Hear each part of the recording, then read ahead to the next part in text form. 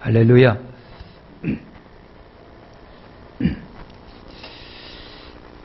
여러분, 가정의 달입니다. 그리고 21일은 부부의 날이고 그렇습니다. 근데 어쨌든 훌륭한 가정 만들어 가시기를 바랍니다. 좋은 가정 만드시고 행복한 가정 만드시기를 바랍니다. 여러분, 그 부부 사이에는 죽을 때까지 지켜야 할 6가지 계명이 있답니다. 6가지 계명이 있는데, 하나가 뭐냐면 상대방의 자존심을 건드리지 말아라. 상대방의 자존심을 건드리지 말아라. 여러분, 이게 부부도 그렇지만 사람과 사람 관계 속에서 자존심을 건드리면은 불같은 화를 냅니다. 못 견디하는 분들이 있어요. 아무리 가까운 친구라도 상대방의 자존심을 건드리면 싸움이 일어납니다. 부부도 그러니까 상대방의 자존심을 건드리지 마십시오. 살다 보면 자존심이 저 사람은 이런 뭐가 있구나 이런 걸 좀 알잖아요. 그래서 가능하면 그 자존심을 건드리지 말아라. 두 번째는 이 비열하고 치사한 말을 하지 말래요. 비열하고 치사한 말을 하지 말라.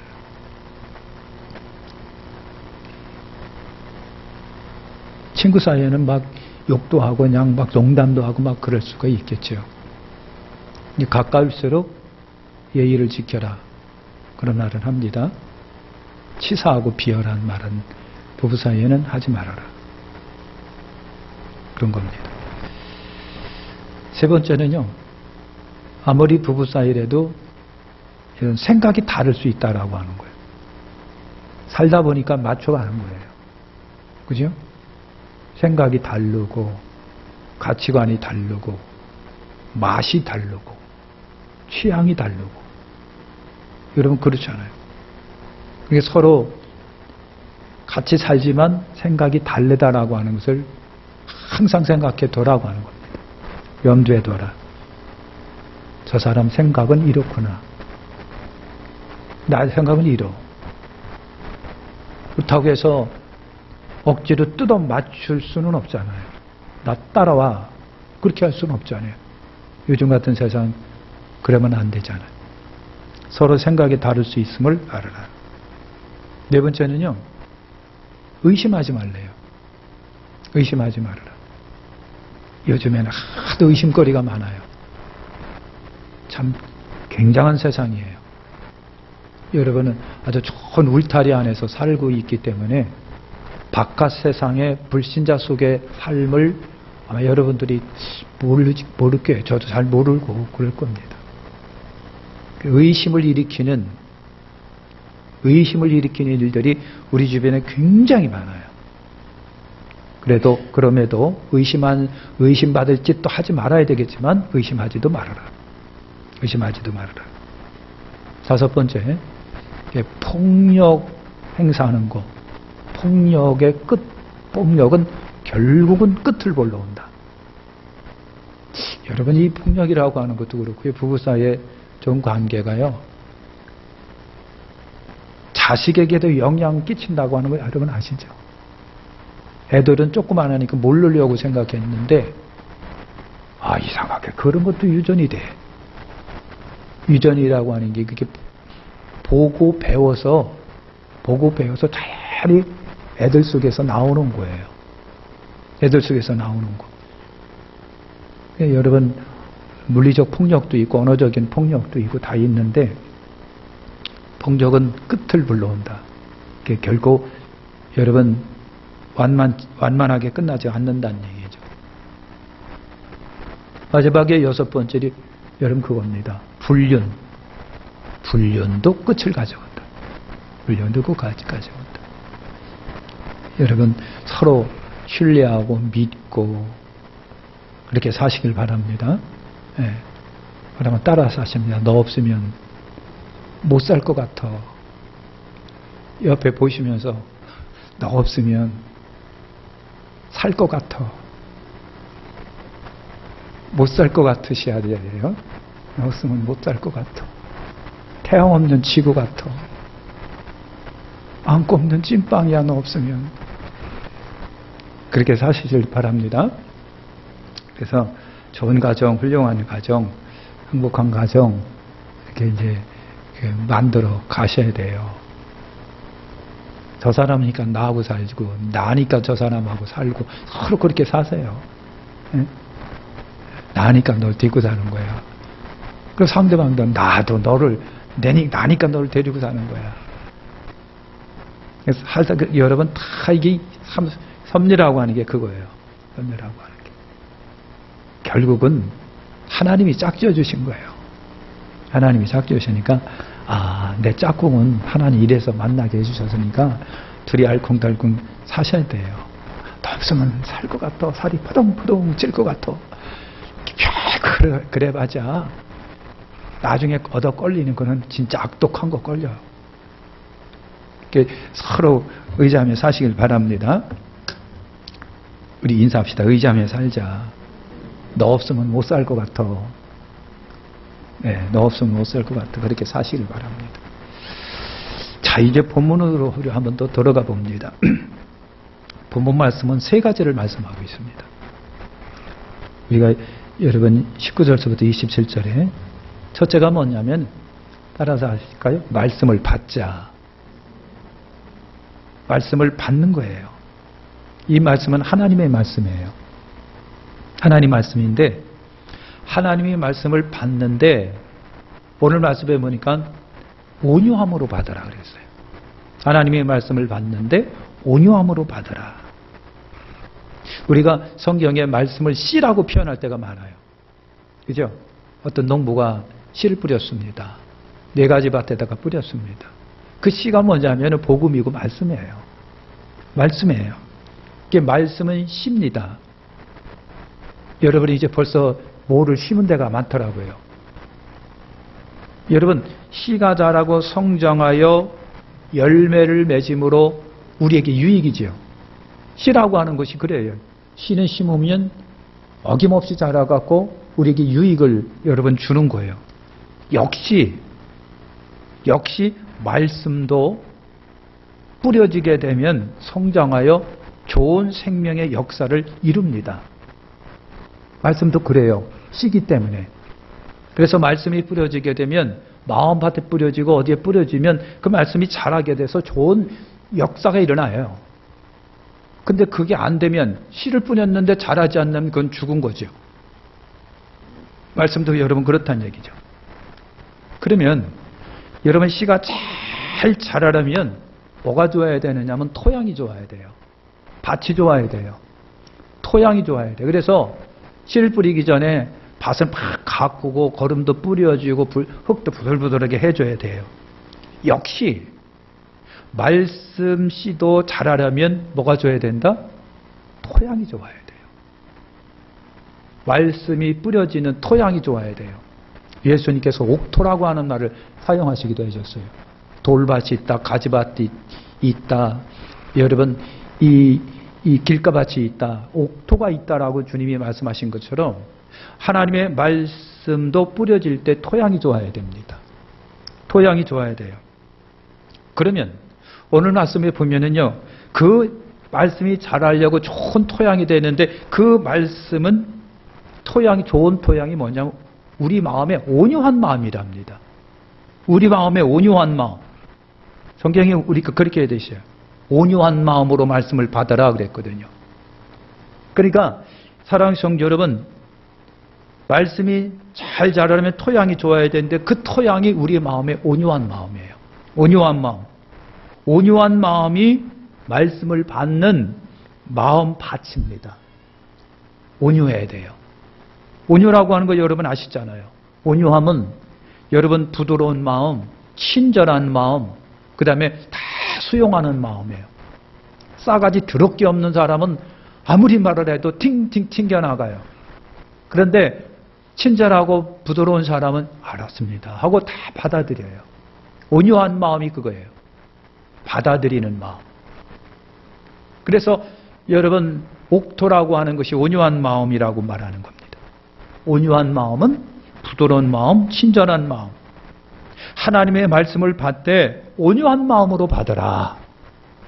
온유한 마음으로 받아라. 착하고 부드럽고 친절하고 포용의 마음으로 여러분 받으라고 합니다. 뭔가 말씀이 부러지니 튕겨냅니다. 너나 잘 들으세요라고 튕겨냅니다. 거절합니다. 거부합니다. 마음이 온유하지 못하고 헝클어져 있고 딱딱하게 굳어 있고 여러분 부정적이라고 한다면 그 마음의 말씀이 부러져요? 안 뿌려지죠. 내가 선생님하고 관계가 안 좋아요. 그러면 선생님이 무슨 말을 해도 안 들어와요. 머리 쳐박고 핸드폰 하고 있어요. 아무리 선생님이 좋은 말을 해도 안 돼요. 교회에서도 마찬가지예요. 내 마음이 부드럽고 온유한 마음이 되지 아니하면 그냥 귀로 돌려면 스쳐 지나가고 만다는 얘기죠. 스쳐 지나가고 마는데 그렇게 많은데 어떻게 그 말씀이 떨어져 가고 열매를 맺느냐고요. 밭이 여러분 형편이 없고 안 좋고 그랬는데 씨가 뿌려지면 뭐 하겠느냐고 열매가 맺겠느냐고 헛수고만 여러분 한 거예요.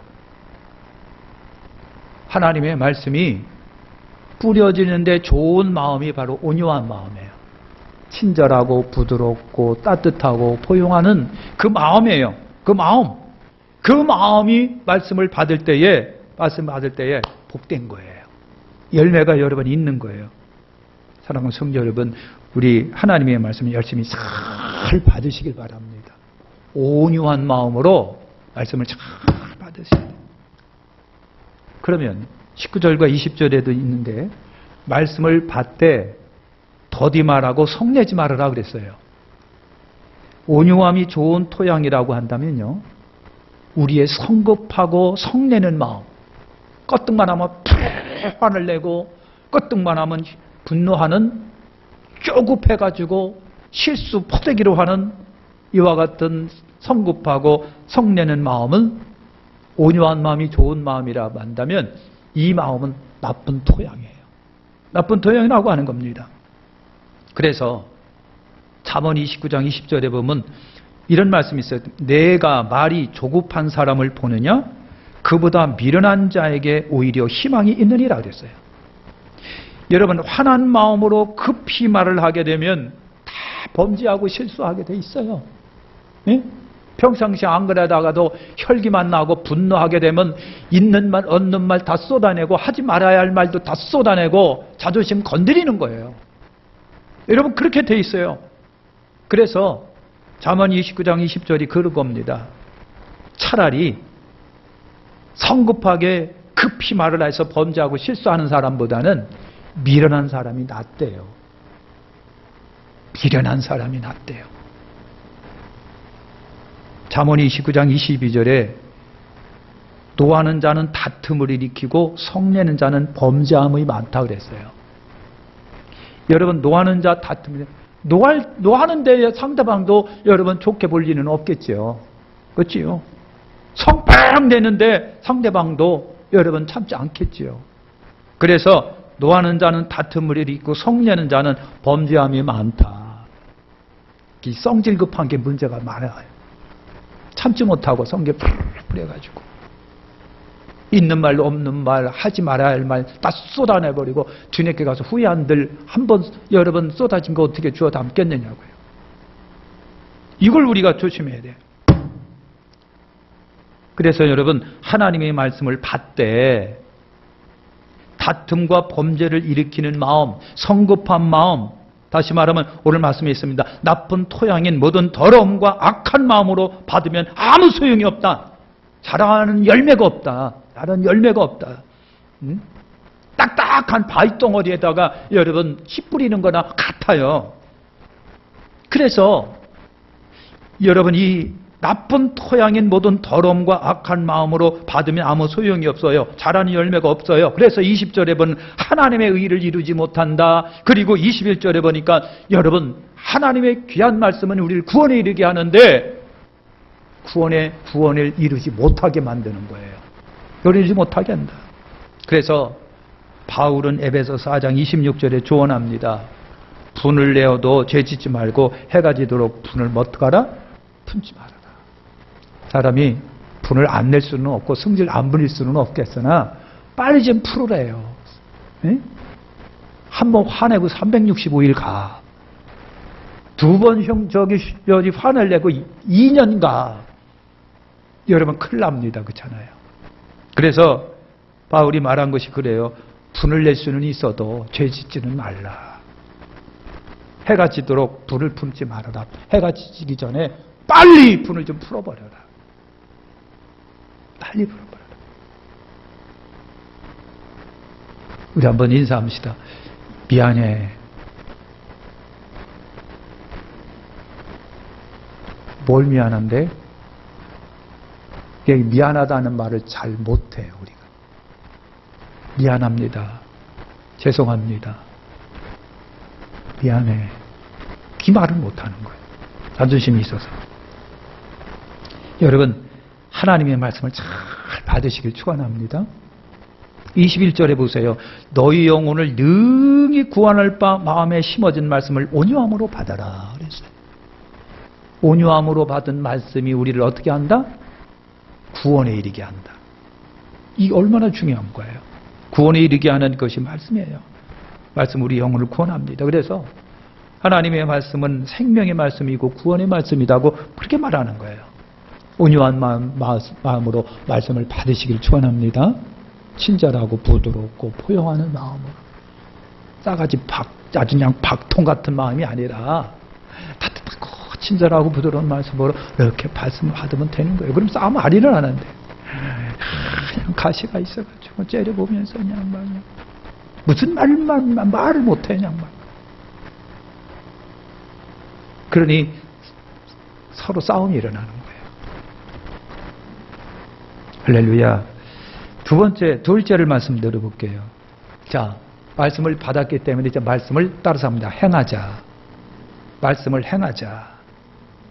여러분, 하나님의 말씀을 듣고 행하는데 그 유익이 있는 거예요. 하나님 우리에게 말씀을 주실 때는요, 듣고 귀에게 모아두라고 하는 것이 아니라 행하라고 우리에게 말씀을 주신 거잖아요. 말씀을 받고 행하지 않으면 무슨 소용이 있겠어요? 전혀 열매가 없는 씨를 뿌리는 것 같아요. 말씀의 능력이 여러분 있잖아요. 그 말씀이 능력이 있기 때문에 우리를 구원에 이르게 하고, 말씀이 능력이 있기 때문에 우리를 복되게 하고 잘 되는데, 그 말씀이 뿌려지지 아니하고 잘 자라지 않으면 우리가 솔직히 말해서 하나님의 말씀의 능력도 버리는 꼴이 되는 거잖아요. 씨가 없는 열매를 뿌리는 것과 같잖아요. 그래서 여러분 마치 거울을 들여다보고 그것을 잊어버리면 거울을 본들 무슨 소용이 있겠느냐. 여러분 오늘 이 야고보서가 그럽니다. 우리가 거울을 왜 봅니까? 거울을 보고 잘못된 것은 수정하고 지우고 다시 보강하고 변화시키고 이러려고 거울을 보는 거예요. 거울을 보면서 거울아 세상에서 누가 제일 이쁘냐? 너다. 그려 맞아. 그러려고 거울을 보는 사람이 있겠느냐고요. 거울을 볼 때는 수정하기 위해서, 고치기 위해서, 그죠? 잘못된 거 바꾸기 위해서, 변화시키기 위해서 여러분 거울을 본다는 얘기죠. 여러분 그런 것처럼 말씀을 듣고 실천이 없으면 거울을 보고 잊어버린대요. 거울을 왜 봤어 그러면? 하나님의 말씀을 듣고 실천이 없으면 유익이 전혀 없는 거예요. 오늘 말씀에 하나님의 말씀은 우리를 뭐에 이르게 한다? 구원에 이르게 한다고 그랬는데, 말씀의 큰 유익이 우리의 구원인데 말씀의 실천이 없으면 구원이 없다는 거예요. 구원 얻는 것처럼 우리에게 큰 유익이 어디 있겠어요?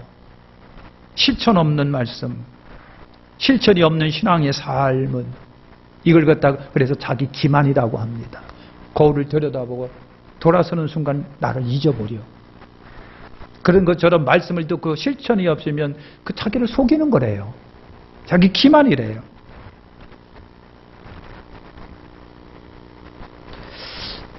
하나님의 말씀에는요, 두 가지 성질이 있습니다. 두 가지 성질, 두 가지 이루는 능력이 있는 거예요. 성질이 있습니다. 하나가 뭐냐면 그 하나님의 말씀, 온전한 말씀 나를 자유롭게 한다. 자유롭게, 25절에 있는 거죠. 하나님의 말씀 나를 자유롭게 한다. 이 자유롭게 한다는 얘기는요, 나를 죄와 죽음으로부터 벗어나게 해서 거기서부터 해방되게 하는 거예요. 이것이 하나님의 말씀입니다. 이것이 자유라고 표현하고 있어요. 죽음과 죄와 죽음으로부터 나를 자유로우게 한다. 해방시켜준다. 이것이 하나님의 말씀이에요. 그러니까 하나님의 말씀을 받고 아멘 하면서 말씀을 대로 순종하고 믿고 나가다 보니까 우리 하나님께서 나를 죄와 죽음으로부터 해방시켜주는 거예요. 그 말씀이 그 능력이 여러분 그거예요. 이걸 갖다가 우리가 구원이라고 얘기를 해요. 그래서 하나님의 말씀을 온전하다, 완전하다, 여러분 그렇게 말씀하는 거예요. 그 온전한 말씀을 받을 때 그 온전한 말씀이 나를 뭐 한다? 구원한다. 나를 자유롭게 한다. 죄와 죽음으로부터 나를 자유롭게 한다. 그래서 하나님의 말씀의 첫 번째 성질이 바로 나를 자유롭게 하는 거예요. 여러분 자유로우신가요? 확신하시나요? 두 번째가 뭐냐면요. 그 온전한 말씀은 나를 하나님의 종되게 한다 그랬어요.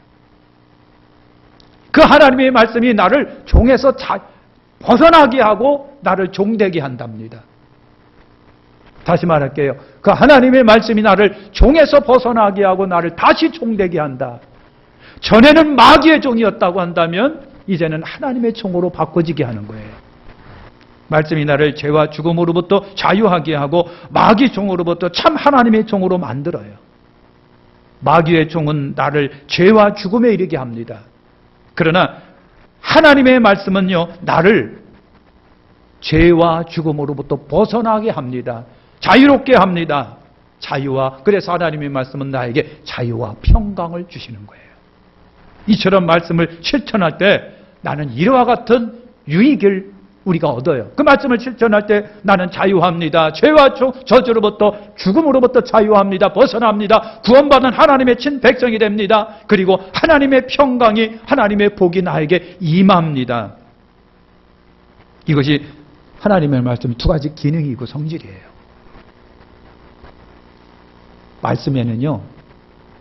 말씀에는 두 가지 말씀이 있어요. 하나가 하나님의 말씀이고 하나는 사람의 말이에요. 여러분 하나님의 말씀과 사람의 말이 있는데 하나님의 말씀은 생명을 낳고 구원에 이르게 하지만 죄된 사람들의 속에서 풍겨나오는 그 말은 어떻게 한다? 싸움과 다툼과 분열을 낳는다. 그래 하나님의 말씀을 자꾸만 온유한 마음으로 받으세요. 그래서 우리가 하나님의 말씀을 듣고 실천하면 25절에 실천하는 자니 이 사람은 그 행하는 일에 복을 받는다. 할렐루야. 세 번째는요, 참 예배자가 되시길 축원합니다. 예배자가 되세요. 여러분 26절에 보면 경건이라고 하는 단어가 있습니다. 그 종교 개혁을 일으킨 마틴 루터는요, 이 경건이라고 하는 그거를 예배라고 하는 단어로 바꿨습니다. 예배라고 얘기를 합니다. 그리고 좀 더 우리가 또 확장을 하면요, 신앙인으로서의 일상의 삶이라고도 얘기할 수 있어요. 신앙인들의 일상의 삶.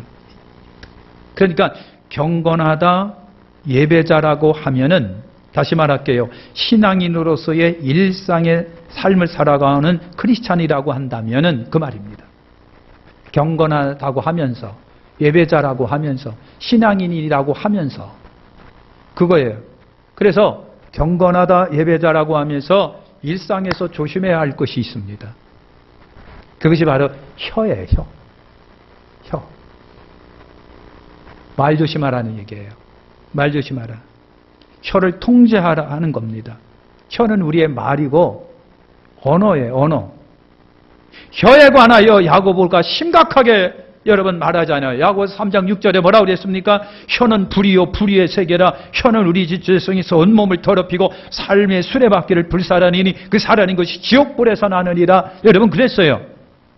절제 없는 말, 통제 없는 말, 다스림이 없고 성질을 부려가면서 막 쏟아붓는 그 말은 모든 것을 다 태워버리고 만다.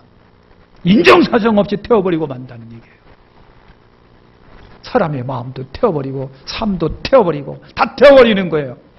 나의 전 삶을, 나의 온 삶을 여러분 더럽히나니, 생애바퀴를 불사르나니, 나의 절제가 없는 말을, 성질 부린다고 함부로 막 내뱉는 말, 절제 없이 내뱉는 말, 급하다고 내뱉는 말, 분노하면서 쏟아붓는 내 말이 내 인생이든 남의 인생이든 총두리째 불살라버진다.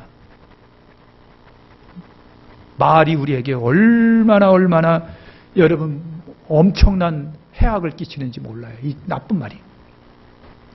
그래서 경건하다 하는 사람은 뭘 조심하라? 혀를 조심하라. 혀를 조심하라. 예? 진짜 우리가 여러분 조심할 거예요. 성질 막 분노가 일어날 땐 무슨 말을 못하겠느냐고. 안 그런 척하고 앉아 계시지 말고 한번 거기서 끄떡거려 보세요. 성질이 푹 일어날 때는 무슨 말을 못하겠느냐고. 예? 맞박을 한번 쳐보세요. 그냥 진짜예요 이거. 그래서 이 말을 조심해야 돼요. 쏟아 부어놓고 후회 안 될 소용없어. 이미 쏟아졌어. 상대방 그 말에 상처를 받고요. 평생 잊지 못해. 평생을 잊지 못하고 살아가는 거예요. 그래서 경건하다 하는 사람, 예배드리는 사람 하면은 신앙인이라고 하는 사람은 뭘 조심하라? 혀를 조심하라. 왜 그러냐면 혀는 여러분 불이요 불의의 세계라 우리 지체 중에서 온몸을 더럽히고 삶의 수레가 밖에를 불사라니 그것이 지옥불에서 나오는 불이래요. 지옥에서 하는 불은 꺼지지도 않아. 끊임없이 타올라요. 아무리 물을 붓고 그냥 막 소화기를 갖다 뿌려도 지옥의 불은 꺼지지가 않아요. 한 번 쏟아부어 갖고 상처 입힌 그 여러분 언어는요 영원히 지워지지 않아요. 그래서 경건하다 예배하는 사람, 크리스찬이라고 하는 사람 뭘 조심하라? 혀를 조심하라. 혀를 조심하라. 그래서 베드로전서 3장 10절에 그랬어요. 생명을 사랑하고 좋은 날 보기를 원하는 자는 혀를 금하여 악한 말을 그치며 그 입술로 거짓말하지 말고. 거짓말하지 마. 혀를 금하여 악한 말 그치고 거짓말하지 말고. 여러분 경건하다고 하면서 그래서 이제 혀를 금하라. 그래 참된 경건은 여러분 뭐라고 말하고 있습니까? 참된 경건은 여러분 보니까 두 가지예요. 하나는 세상에 살면서 고아나 과부를 환난 중에 돌보는 곳이라고 되었습니다. 이 고아나 과부는요. 예수님 당시 그때 당시 가장 힘들고 어려운 계층이 대명사가 고아나 과부. 그래 고아나 과부라면은 가난하고 힘들고 어려운 사람이라고 연상하면 돼요. 그러니까요. 세상에 살면서 고아나 과부를 환난 중에 돌보는 것, 즉 힘들고 어렵고 가난한 이들과 함께하는 것이 참 경건이래요. 이것이 크리스찬의 삶이래요. 이것이 경건이래요. 이것이 예수님의 정신이에요. 예수님은요.